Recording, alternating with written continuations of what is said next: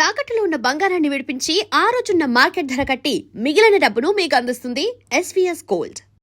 అంటే hook step పాట కంటే ముందు ఒకలా ఉంది, హుక్ స్టెప్ పాట వచ్చిన తర్వాత ఒకలా ఉంది. అదే చెప్తున్నాను, ఆడియన్స్కి ఒక ఎక్సైట్మెంట్ క్రియేట్ అయింది. ఓ ఫ్యాన్స్ కూడా ఈ సినిమా ఏదో మామూలు సినిమా కాదు, దీంట్లో మ్యాటర్ చాలా వేరేలా ఉండబోతుందని చెప్పి వాళ్ళు ప్రిపేర్ అయ్యి వచ్చారు.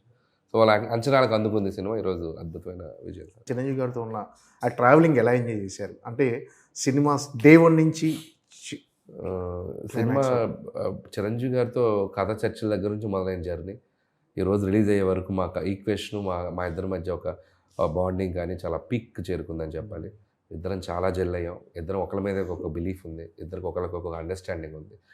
సో చాలు, ఇది ఒక అచీవ్మెంట్లా ఫీల్ అవుతున్నాను నేను. More than a blockbuster, more than a success, I got that a personal space with Chiranjeevi garu. That's enough for మీ.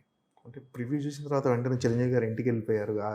ఆ మూమెంట్స్ ఎలా ఉంది? Extraordinary. And the moment, first moment cinema release అయ్యి అది ఆ పెద్ద హిట్ అని తెలిసాక ఆయన కలవటం, ఆయన అలా హక్ చేసుకోగానే ఆయన చిన్న నేను అఫెక్షనేట్గా ఆయన నన్ను ప్యాంపర్ చేశారు. అది బ్యూటిఫుల్ మూమెంట్ నా కెరియర్లో. రామ్ చరణ్ గారు సినిమాని బాగా ఎంజాయ్ చేశారు. అందరూ, రామ్ చరణ్ గారు ఫ్యామిలీ అంతా బాగా ఎంజాయ్ చేశారు. రామ్ చరణ్, బుచ్చి అందరూ కలిసి వెళ్ళారు టీం. ఆ రోజు పార్టీలో కూడా రామ్ చరణ్ గారు చాలా ఎక్సైటెడ్గా మాట్లాడారు. చాలా బాగా నచ్చింది ఫిల్మ్, బాగా డీల్ చేసావు, అండ్ డాడీని అసలు ఇలా ఈ స్పేస్లో తీసుకొచ్చి అండ్ అంత సటిల్గా అంత ఫన్ జనరేట్ చేసావు. At the same time emotional scenes బాగున్నాయి, చాలా బాగా చెప్పారు. మహేష్ బాబు గారు మహేష్ గారు కాల్ చేశారు, మాట్లాడారు. ఆయన చాలా హ్యాపీ. అల్లు అర్జున్ గారు ఆయన ట్వీట్ చేశారు, ఆయన కాల్లో మాట్లాడారు. చాలామంది ఈసారి ఈ సినిమాకి they felt so happy, and directors కూడా చాలామంది కాల్ చేశారు.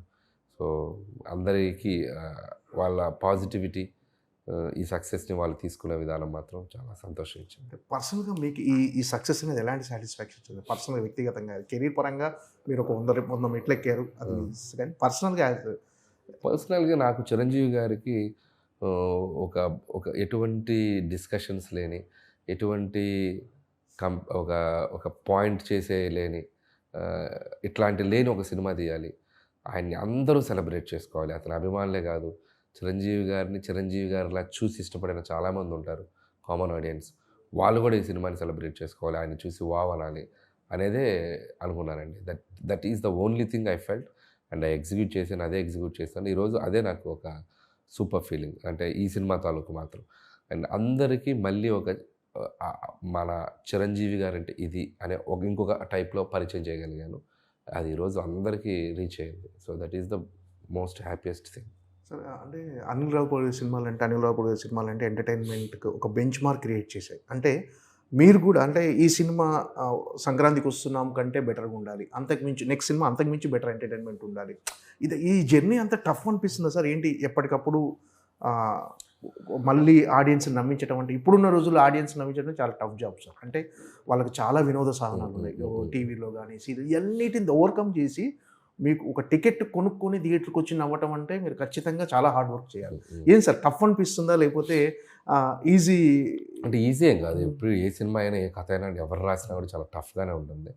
అది ఐడియా జనరేట్ అవ్వాలి, దాన్ని ఒక 2-3 నెలలు కూర్చొని దాని మీద టైం స్పెండ్ చేసి దానికి అద్భుతంగా తయారు చేయాలి. ప్రాసెస్ టఫ్గానే ఉంటుంది, బట్ ఎనర్జీ ఈజ్ పాజిటివ్గా ఉంటుంది. ఎందుకంటే ఇంతమంది ఆడియన్స్ మన సినిమాని చూసి సెలబ్రేట్ చేస్తారని ఒక ఎనర్జీ మనల్ని ముందుకు తీసుకెళ్తూ ఉంటుంది.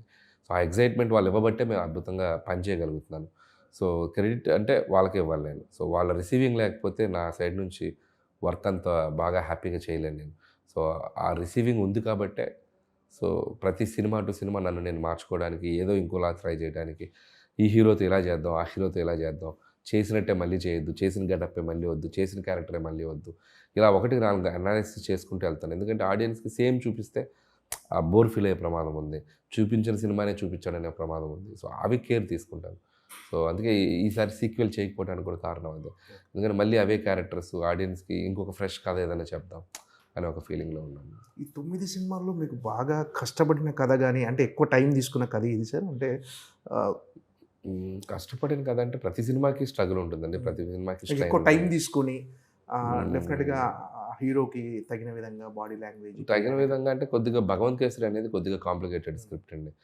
అది చాలా డ్రామా, అందుకని ఫన్ తక్కువ, మొమెంటరీ సోషల్ కంటెంట్ ఉంది, ఒక విలన్ కాన్ఫ్లిక్ట్స్, దాంట్లో మళ్ళీ ఫ్లాష్ బ్యాక్లు, కొద్దిగా వెయిట్ ఉన్న కథ అంటే కొద్దిగా భగవంత్ కేసరి. లోడ్ ఎక్కువ ఉంటుంది ఆ కథలో, అండ్ సర్లేరు నీకెవరు అది కూడా అంతే. ఈ 2 కథలు బాగా లోడ్ ఎక్కువ ఉన్న కథలు నేను చేసిన సినిమాలు.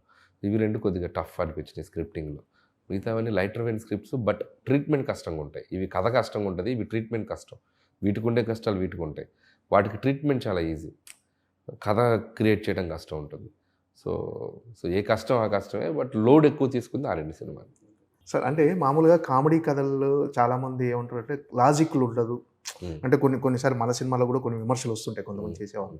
అంటే కథలలో కొంచెం లాజిక్ ఉంటుంది. ఇప్పుడు సీఎంని కలవడానికి ఒక ప్రోటోకాల్ ఉంటుంది. ఇప్పుడు సెంట్రల్ మినిస్టర్ కూడా ఒక ప్రోటోకాల్ ఉంటుంది.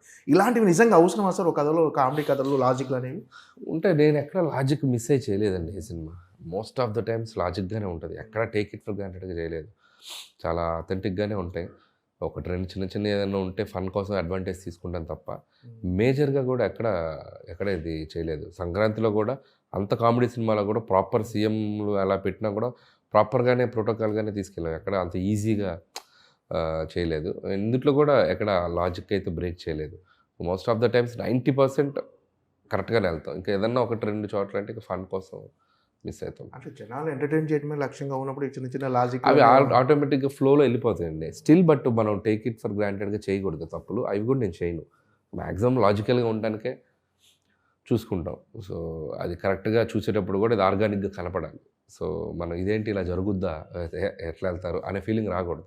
మ్యాక్సిమం అలా ఆర్గానిక్గా తీసుకెళ్తేనే నమ్ముతారు ఆడియన్స్. మన అనిల్ రావు గారి సినిమాలు అంటే తెలుగులో ఒక ఫ్యాన్ బేస్ ఉంది. డెఫినెట్గా ఎంటర్టైన్ చేస్తాడు. మినిమం గ్యారంటీ సినిమా అనే ఒక బ్రాండ్ ఉంది సార్. అంటే ఇప్పుడు అందరు పాన్ ఇండియా సినిమాల వైపు వెళ్తున్నారు. అంటే మీకు ఆలోచన లేదా సార్ ఒక పాన్ ఇండియా కథ? As of now I'm very happy with this regional and rooted films and చాలా బాగుంది. అండ్ తెలుగు ప్రజల మధ్య తిరిగే క్యారెక్టర్లు, వాళ్ళ మధ్య జరిగే కథలు, ప్రేక్షకులకి దగ్గరగా రిలేటబుల్ చేసుకునే పాత్రలు, వాళ్ళని వాళ్ళు ఐడెంటిఫై చేసుకునే సన్నివేశాలు, దానివల్ల వాళ్ళు దాన్ని సెలబ్రేట్ చేసుకునే విధానం, ఇవన్నీ నాకు బాగా హ్యాపీనెస్ ఇస్తుంది. సో యాజ్ ఆఫ్ నో మైండ్కి ఇది కరెక్ట్ అనిపిస్తుంది.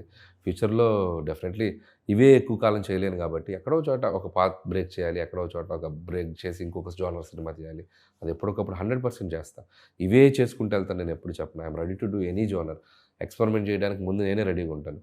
కాబట్టి I do but not very soon.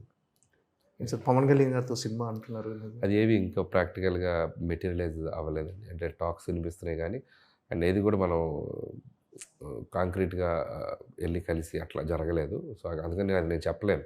So జరిగితే happy. I'm also waiting for that kind of opportunity. Let's see. టైటిలే గమ్మత్తుగా ఉండబోతుంది. అది త్వరలో చెప్తాం. త్వరలో చెప్తాం. ఒక టైం ఉంది. Okay sir, all the best. Thank you.